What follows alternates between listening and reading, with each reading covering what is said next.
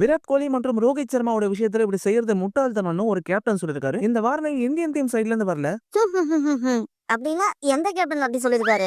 நியூசிலாண்டோட கேப்டனான Bracewell தான் அப்படி சொல்லிருக்காரு. நம்ம எல்லாருக்குமே தெரிஞ்ச மாதிரி விராட் கோலியும் ரோஹித் சர்மாவும் டெஸ்ட் T20க்கு முடிவு கட்டிட்டு இப்ப வெறும் ஓடியில மட்டும் தான் ஃபோக்கஸ் பண்ணிட்டு வராங்க. அதுலயும் அவங்களோட ஒரே ஒரு மிஷன் 2027 ஓடிஐ வேர்ல்ட் கப் தான். ஆனா அதுக்கு முன்னாடி இந்தியன் கிரிக்கெட் இப்போ ஒரு டிரான்சிஷன் ஃபேஸ்ல இருக்காங்க. இதனால செலக்ஷன் கமிட்டியும் கோச் கௌதம் கம்பீரும் ஒன்னா சேர்ந்து ஸ்லோவா ஒரு நியூ லுக் இந்தியன் ஓடிஐ டீமை பில்ட் பண்றதுக்கு தான் போராடிட்டு இருக்காங்க. இதனால தான் சுப்மன் கில்ல கேப்டனாவும் அப்பாயிண்ட் பண்ணிருந்தாங்க. ஆமாப்பா, நீ சொல்றது கரெக்ட் தான். இல்லனா சாம்பியன்ஸ் ட்ரோஃபி ஜெயிச்ச கேப்டனை யாரும் தூக்குவாங்களா? இந்த டைம்ல தான் ரோஹித் சர்மா இன்டர்வியூஸ்னால ரெஸ்பாண்ட் பண்ணாம பேட்டால ரெஸ்பாண்ட் பண்ணாரு. ரீசெண்டா ஆஸ்திரேலியா கூட நடந்த ஓடிஐ சீரிஸ்ல மேட்ச் வின்னிங் பெர்ஃபார்மன்ஸ் எல்லாம் கொடுத்து man of the series award வாங்கினாரு. கூடவே ஓடிஐல அவரோட கன்சிஸ்டன்சி சூப்பரா இருந்ததுனால ஐசிசி ஓடிஐ ரேங்கிங்ஸ்ல நம்பர் 1 இடத்தையும் பிடிச்சாரு. ஹிட்மேன் ரோஹித் சர்மா மாணிக்கம் மாதிரி சாந்தமா தான் இருப்பாரு. சீண்டிடிங்க பாட்சா பாய் மாதிரி சுலுக்கு எடுத்துருவாரு. ஒரு பக்கம் இவர் இப்படின்னா இன்னொரு பக்கம் விராட் கோலி ஈக்குவலி பவர்ஃபுல்லா இருந்தாரு. சவுத் ஆப்பிரிக்கா ஓடிஐ சீரிஸ்ல பிரஷரான சிச்சுவேஷன்ஸ்ல சூப்பரா விளையாடி கொடுத்தாரு. சோ இதனால இந்த சீரிஸ்ல இவருக்கு man of the series award கிடைச்சது மட்டும் இல்லாம ஐசிசி ஓடிஐ ரேங்கிங்ஸ்ல நம்பர் 2 இடத்தை பிடிச்சாரு. கிங் கோலியும் சீண்டாதீங்க. இவர் ஜெயலலிதா படத்துல வர தலைவர் மாதிரி உக்கும்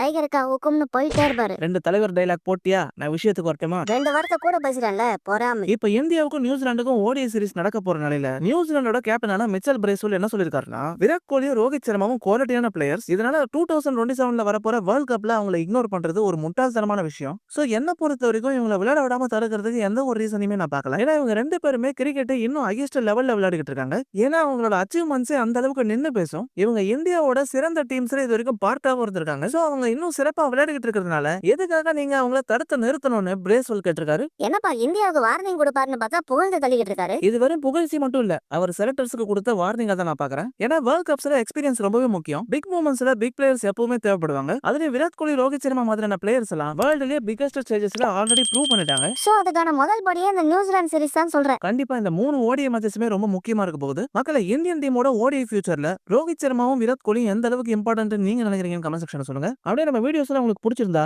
லைக், கமெண்ட், ஷேர், சப்ஸ்கிரைப்லாம் பண்ணி சப்போர்ட் பண்ணுங்க.